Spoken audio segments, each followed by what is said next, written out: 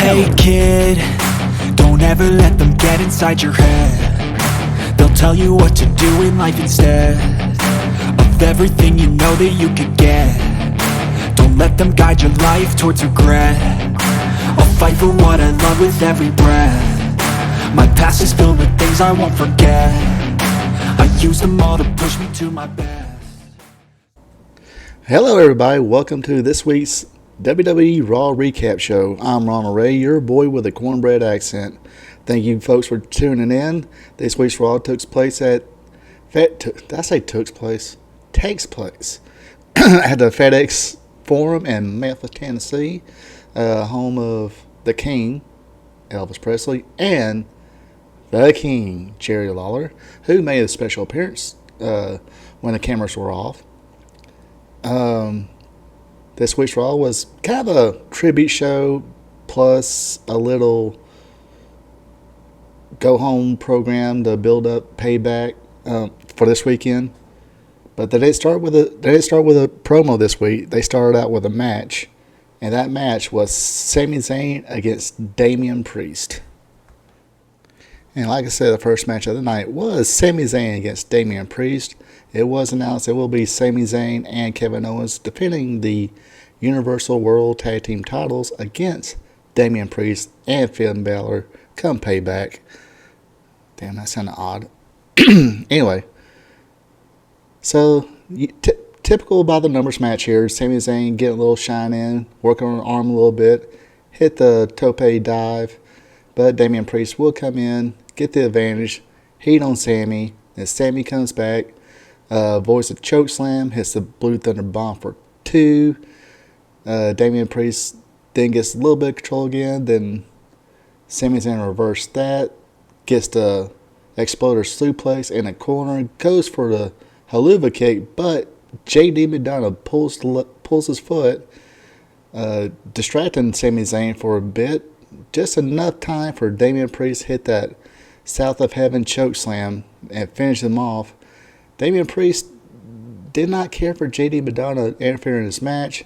They had a little spat, a little argument. McDonough was trying to get Priest to use the briefcase, and he was like, "Nah, I'm out of here." He leaves.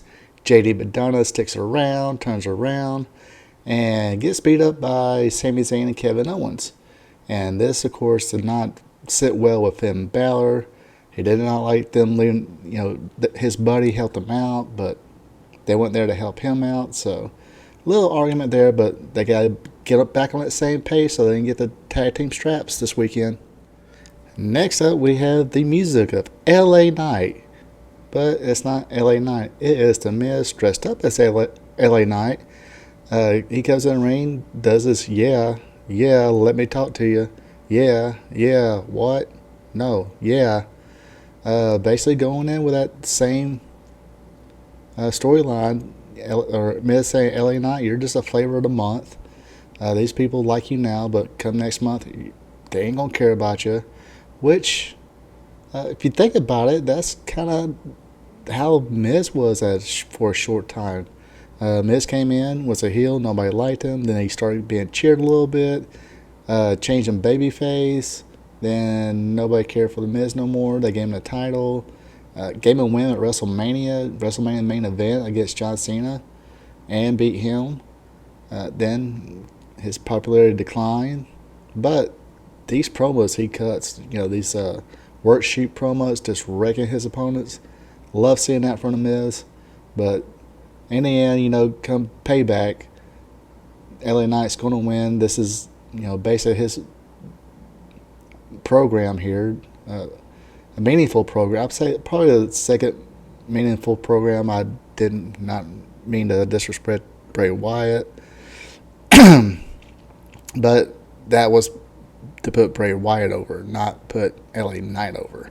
So this is the meaningful program to put LA Knight over. So hopefully it works out for him. Next.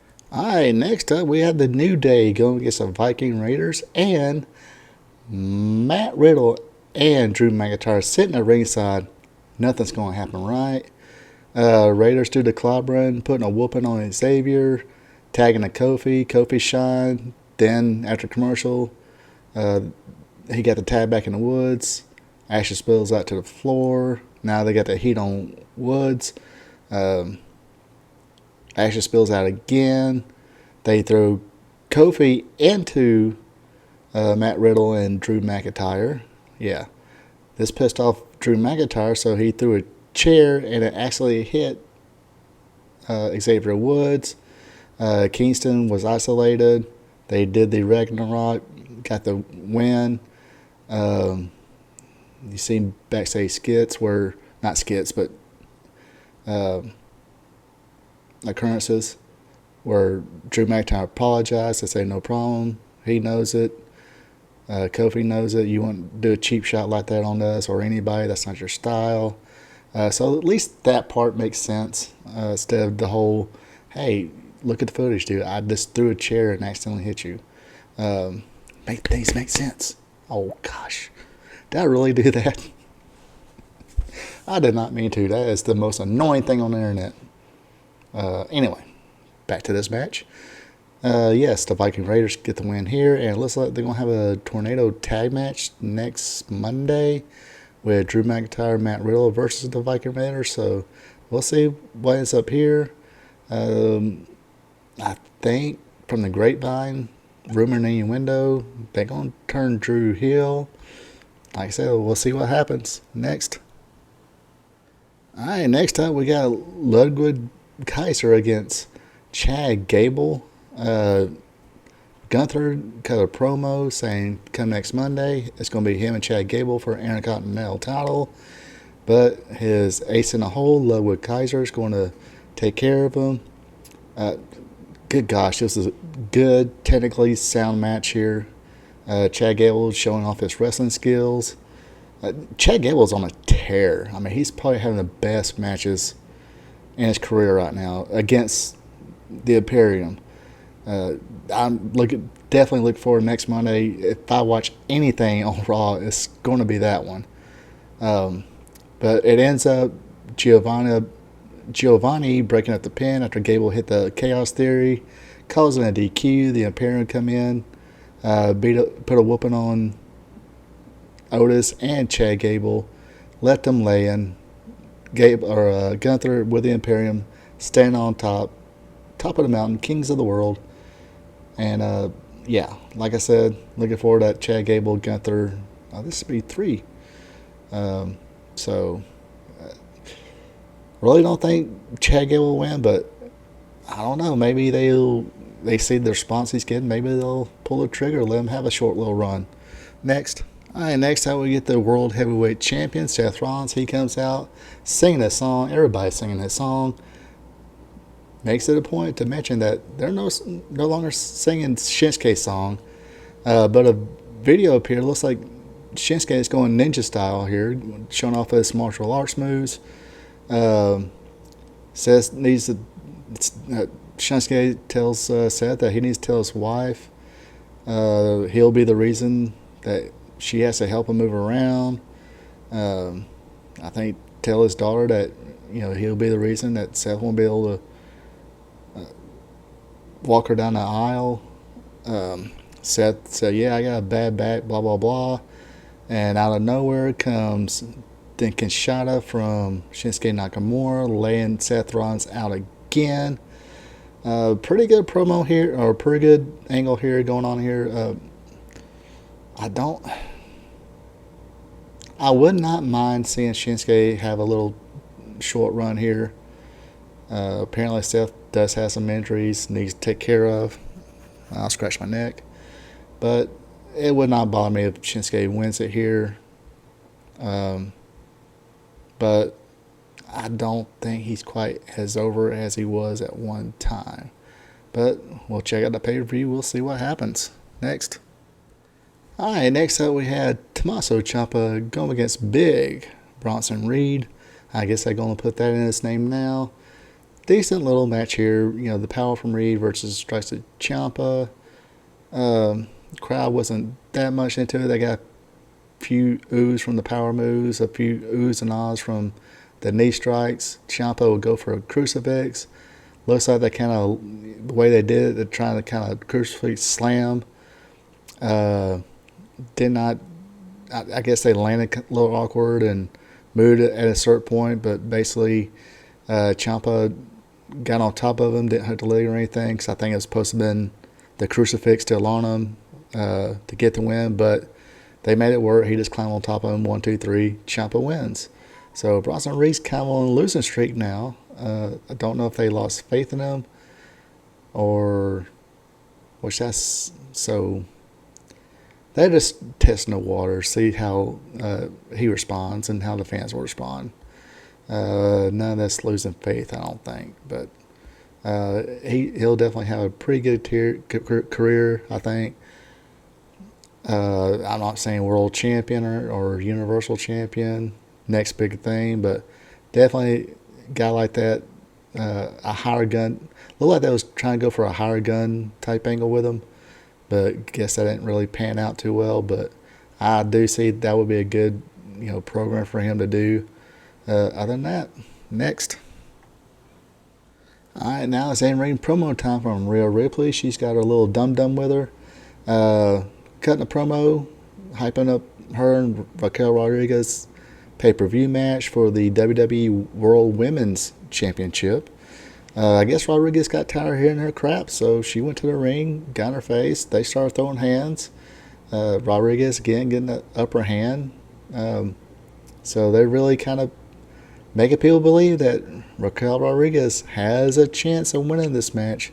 That's how you got to do things. So I can imagine this. I don't think this is going to be a big squash unless this. I don't think they'll have a lot of time, but I definitely don't think it's going to be a squash title match for Rhea Ripley.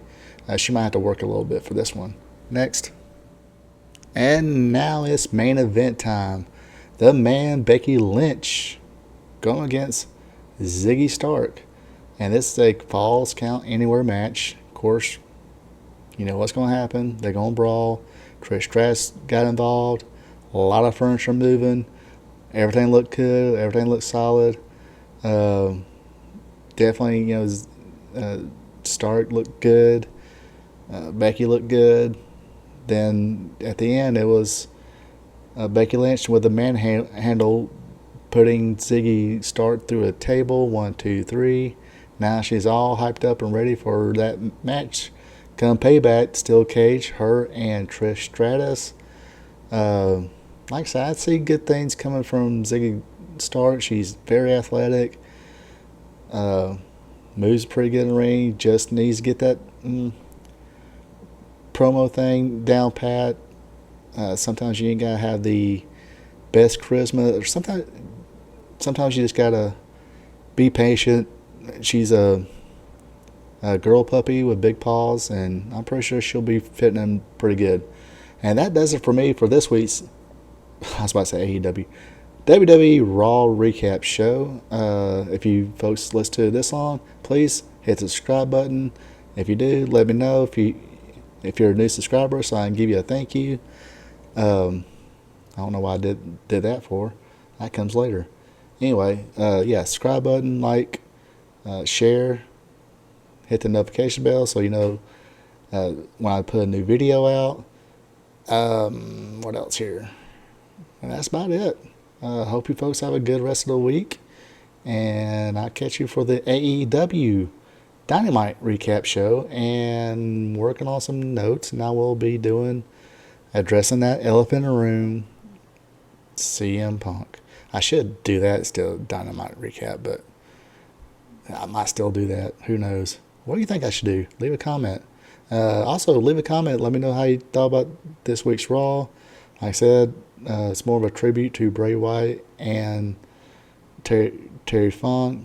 Rest in peace, both those guys. Was a fan of both those guys. Definitely a loss to everyone. Fans, family, friends. Don't forget to tell your friends that, hey, appreciate you being a bud, or spend as much time with friends and family as you can.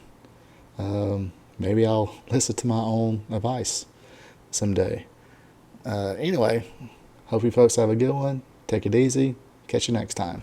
We here at RP Tube Vision would like to thank you for tuning in. Don't forget to like, subscribe, and share. Also check out friends of the show Ecolife and Natural for home-crafted candles, hand cloth, and other home and personal goods. Look them up on Facebook. Link will be available below the video. That is Ecolife and Natural.